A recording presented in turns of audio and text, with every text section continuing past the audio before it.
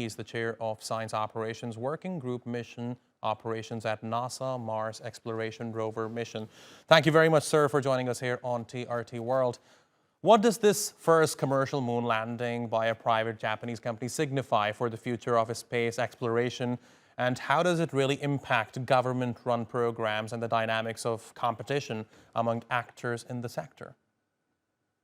It's a very big deal. So we have been watching these landings and space missions for 50 years, and everything is paid for by taxpayer dollars and run by government.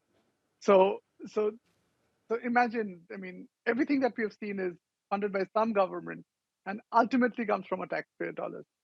Now is if this is successful, this will be the first attempt where a commercial organization is going to carry this huge feat. And and if you think about it, what does the government do? What does any government do when they go for a spacecraft mission? They're interested in the data. So NASA has a program which is called the Commercial Lunar Payload Services Program, where they're just going to buy the data. So if you have a company, they're going to say, well, we need data from the South Pole region of Mars. How much can you sell this data to us for?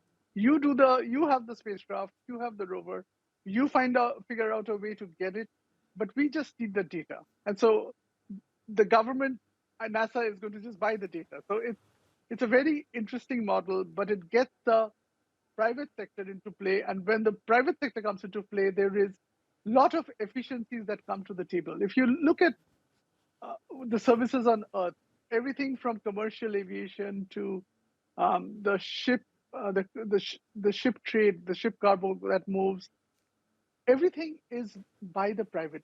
It's not the government. The government steps out of the way. So it's a very interesting day, and I think if this is successful, Right.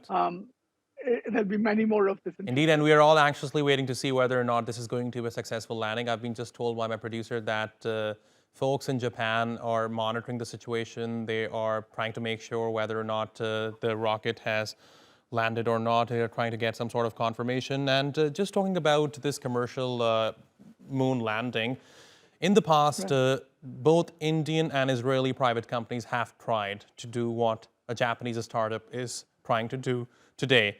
Their efforts resulted in failure. So what kind of lessons do you think the Japanese company, this Ispace startup, would have learned from the failure of Israeli and Indian private companies?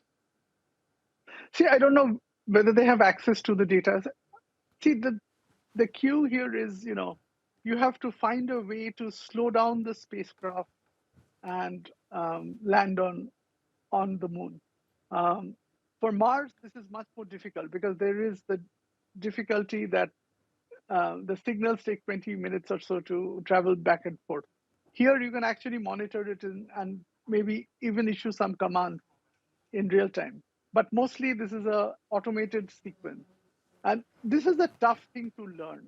Even landing on another soft landing on another body is it's not that easy. You have to slow it just to the right speed and then touch down. Otherwise, if you even slow it down to say 100 miles per hour, all the delicate instruments on board the spacecraft will be destroyed. So I don't think whether you can learn directly from another country's or another company's failure because you don't have access to the engineering data. But I think the cue is probably they have tested this mechanism on Earth many times, and so it is a little more complex, of course, than doing this on Earth. So there's no right answer. I mean, maybe you have to do this a few times before you get it right. Just as you saw Starship, different context, but the launch vehicle failed. But it is sometimes you have to learn along the way. Exactly, and this is something that perhaps you can expand on for us. Even when the Starship launched, we saw it basically destroy itself. They have a special terminology which I cannot remember right now. So it destroyed itself a few minutes into liftoff. But even after that, it was hailed as a success. And this is what you are indicating right now. Even if it does not land, this would be a success Exactly. because it did complete a journey that started in last December. So there is a subtle difference here. See, engineering-wise, this has been done. What Starship is trying to do, engineering-wise, it has not been done. Um, so, um, so there is a different slant. But for the so it's not like anybody else hasn't done this. There's, as you said, U.S., Russia, and China have done it. So this will be a.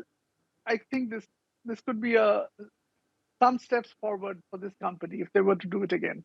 They could see that, well, this is what happened, and maybe we could do this differently next time. But let's not jinx it. Let's hope that it lands, as per plan.